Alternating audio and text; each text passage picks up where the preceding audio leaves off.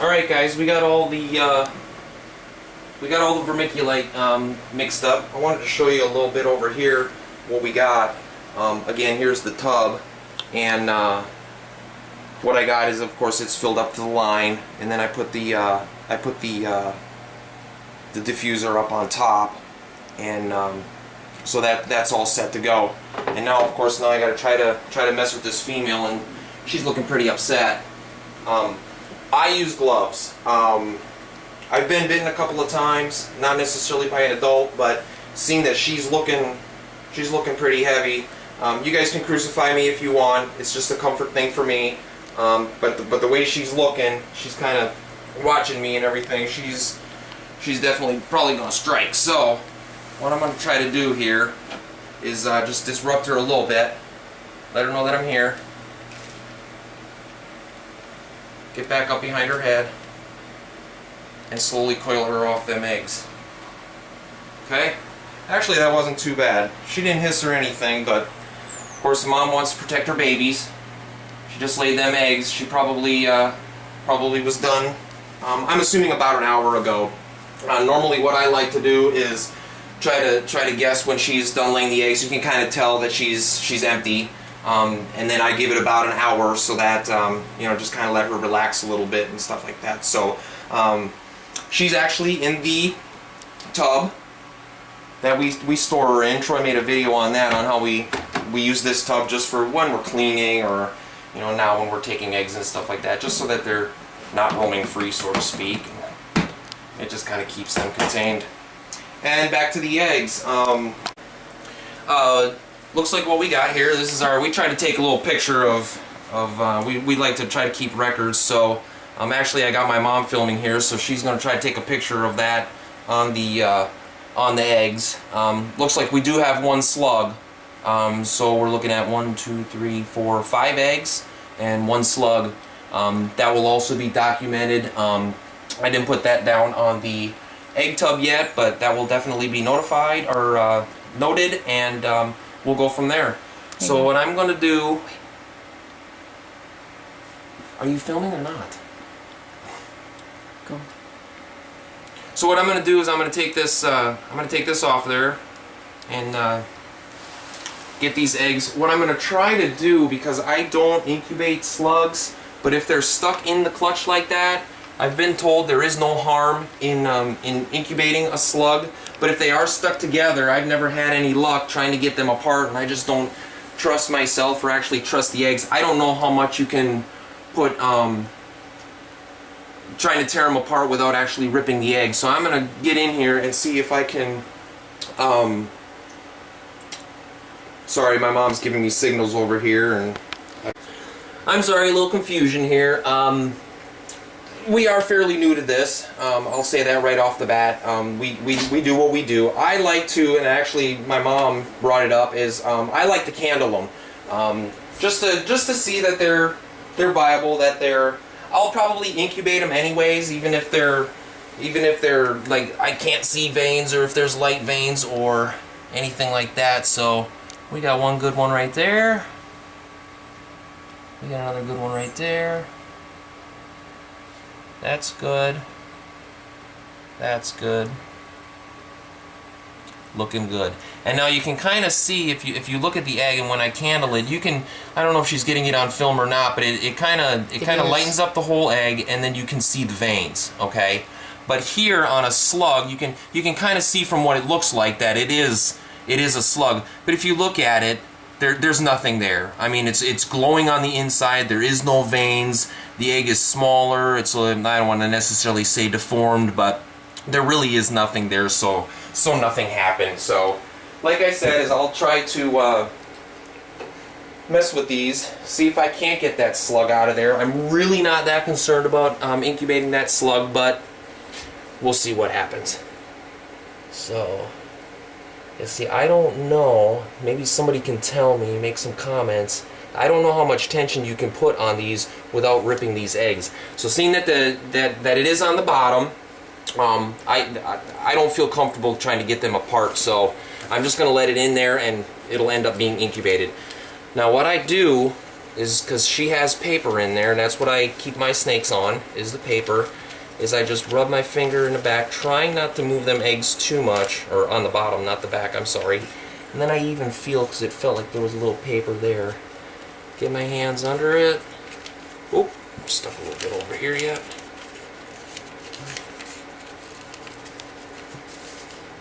Okay. I think we're free. Nope. Dang it.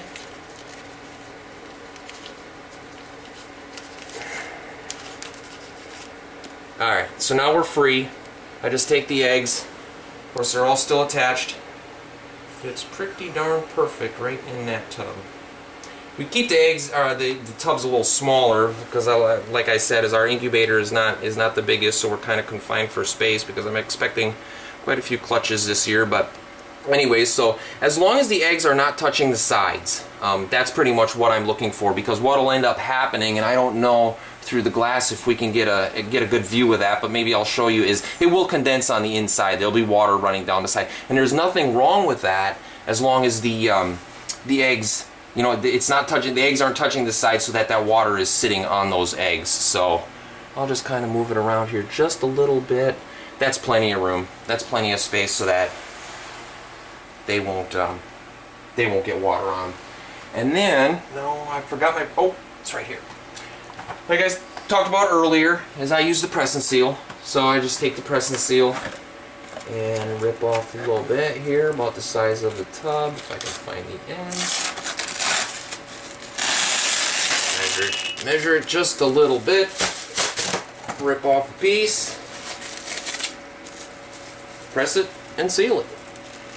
So, oh, you know what? I forgot another step. We do take a picture of the eggs on the inside of the tub with our little clutch sticker. And you know what? Instead of Mom doing that, I can grab a picture of that. I don't know how necessary it is. Like I said, we're just kind of getting into this. Haven't done it for too many years, but we want to try to keep as good a record on these eggs as we can. So I'll try to snap a few pictures here. See if I can't get that. See if I can't get the little sticker in there. Tells us what it is. We're gonna end up making a little poster, and that's where the stickers will go. Right now, it's all recorded on paper in a computer. So we'd like to get some visuals too on it. So, anyways, all right, back to the press and seal. And I think I got the right side here. We'll see. And I put the press and seal over the top. Seal one side. I like to pull it tight so that there's no sag.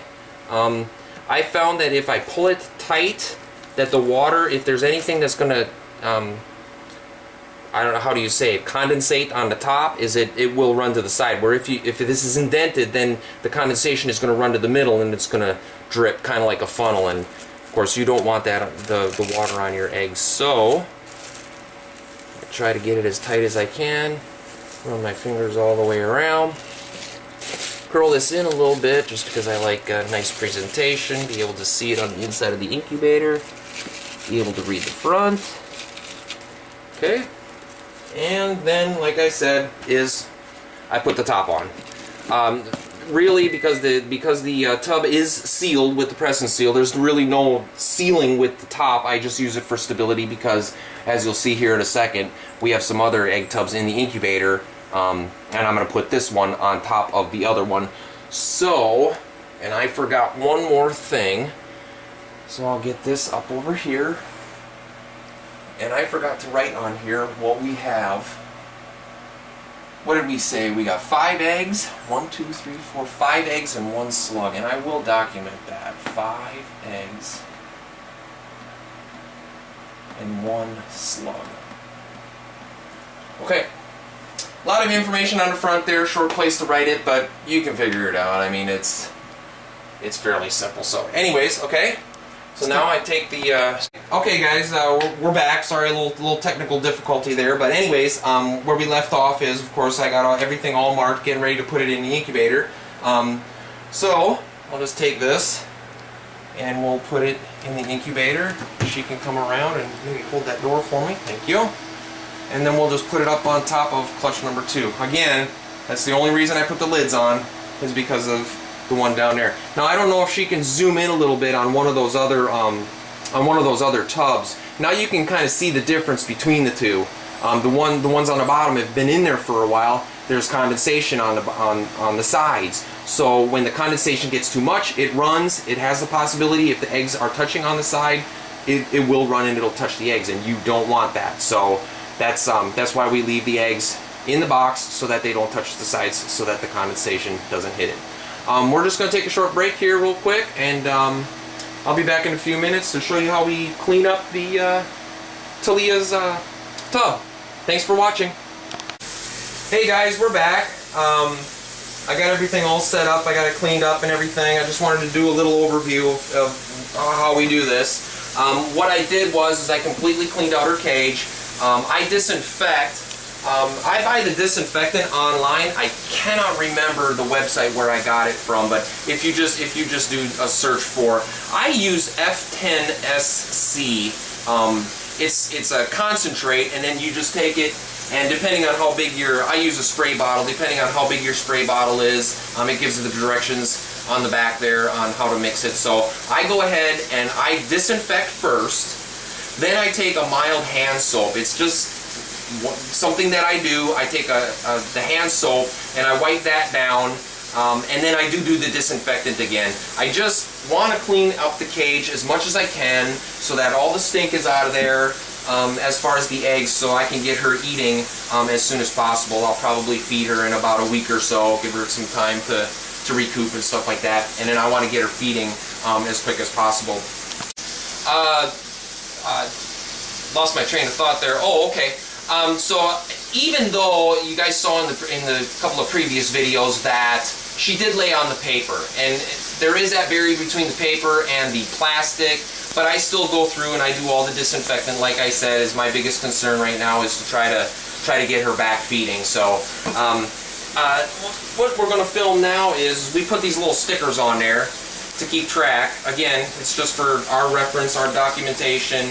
It gives us a quick glance. We know that, she probably can't zoom in on that, but our orange stickers for this year, 2013, that just lets us know that that female actually laid eggs on that year. So 2013 is orange, I think 2012 was green, and 2011 was yellow, but that's besides the point. It's just a quick look at when she was bred last and all that kind of stuff. So there's a clean tub. She's all good to go for now. What we're going to do is swing over here, and I'm going to grab this female, and I think she's just kind of looking around, unfortunately maybe looking for her eggs. No gloves this time. I think her skittishness it's over. But you can tell she's a little thin. In the folds of you know, you can see the folds from her, because and that's like what I said is my concern is to try to get her eating. I know we tried to film last time, and I don't know if you can see, is that where she wraps around the eggs, you can see where it's just empty. She's flat. So she did a good job for us this year. What we're going to do is we're going to swing over. We have the luxury here at TC Reptiles that our snake room has off to the side over here. We have our laundry room, and in the laundry room we have a sink basin. This is where I do most of the cleaning of the tubs, and if the snakes need a bath or whatever, we'll go ahead. And this happens more often than not, right after they lay, and I like to let that water run, and I'm glad that this basin kind of makes a little puddle in there. As you guys can see right now, she's getting a big drink. Past couple of hours have been quite stressful for her. She hasn't really ate or drank anything. Well, I don't think she's drank anything. She might have, but anyways, is that now she's quite thirsty, so she's gonna take a big drink. I just let her run around the water for a little bit, let that water on their belly, and then what I'll end up doing is I'll end up giving her a bath too. In the previous video of the last clutch, Medusa, I do use a mild hand soap. They say that you don't have to, but again, it's just trying to get rid of that egg smell. And it's no harm to the snakes. It's a disinfectant, and it even has a little bit of a scent to it. And that's, as goofy as it might sound, that's why I use that soap, is just to get the egg scent out of there, get something fresh in there for her, kind of get her mind off the egg, so she'll eat for me in about a week or so. So what I do, I take the water, get it on her back. I just do it real lightly so that she doesn't freak out or anything like that. Just get her wet a little bit, give her a good bath, good soaking. She's just curious. That's both pythons. They just look around, take a little swim. Okay, I'll wet my hands. Oh, sorry, honey. Wet my hands a little bit. I just take just a smidgen of soap, get it a little lathered up here, and then I pick her up. And I'm not concerned about giving her a full bath, like her head and everything. I'm just more or less concerned about her belly, where she was actually laying on them eggs. Like I said, just to pretty much get a different scent on her, get a different scent in the tub. There is no harm in using a mild hand soap or whatever you want to call it on the snake. It's not like they're ingesting it or anything like that. So pretty much just kind of rub my hands through her.